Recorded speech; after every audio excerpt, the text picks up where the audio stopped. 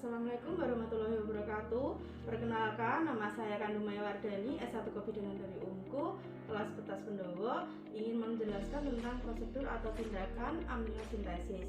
Prosedur amniosintesis adalah prosedur yang prenatal yang dilaksanakan atau disarankan oleh dokter spesialis kandungan selama Alasan dilakukan amniosintesis pada trimester kedua yaitu 1. Usia di atas 35 tahun dengan gangguan kromosom. Yang kedua, kehamilan sebelumnya dengan cacat bawaan lahir. Ketiga, USG atau tes darah kromosom menunjukkan cacat lahir. Keempat, riwayat keluarga dengan kelainan genetik. Amniosintesis dilakukan pada trimester ketiga dengan alasan 1. Untuk menentukan kematangan paru-paru bayi. Yang kedua, untuk mendiagnosis infeksi rahim. Yang ketiga, memeriksa anemi pada bayi dengan inkompatibilitas rahim. Hal apa saja atau resiko amniosintesis yaitu 1. Cedera pada bayi. Kedua, infeksi pada rahim.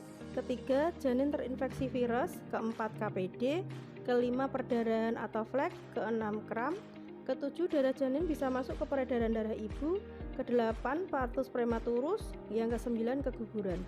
Untuk kegagalan atau yang menghambat proses amniosintesis yaitu 1.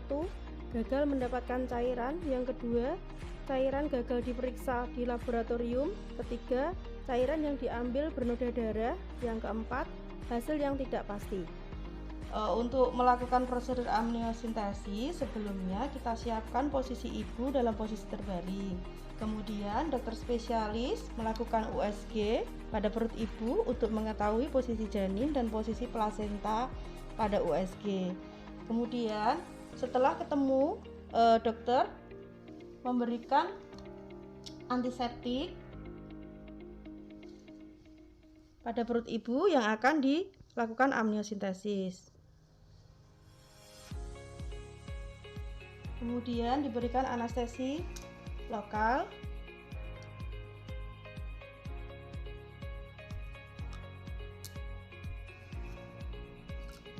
Setelah itu, dokter spesialis akan memasukkan jarum panjang untuk pengambilan air ketuban pada perut ibu.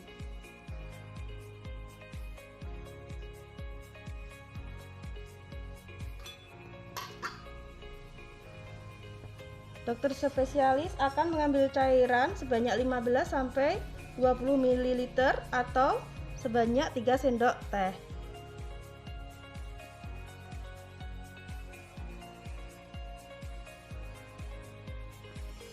Kemudian dokter spesialis mengambil jarum dari perut ibu pelan-pelan supaya tidak mencederai rahim ibu.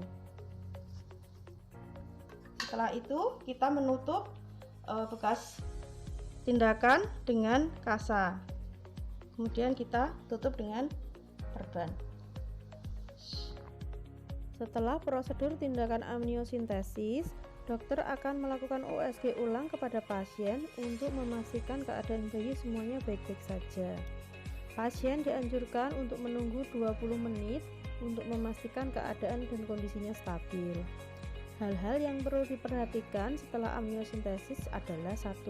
Tidak boleh olahraga berat. Yang kedua, tidak boleh aktivitas fisik. Yang ketiga, tidak boleh berdiri terlalu lama. Hal-hal yang harus diwaspadai apabila pasien sudah pulang ke rumah yaitu 1. Keluar darah dari vagina. Yang kedua, air ketuban keluar dari jalan lahir. Yang ketiga, kram hebat. Yang keempat, flek-flek atau perdarahan. Yang kelima, gerak janin berkurang.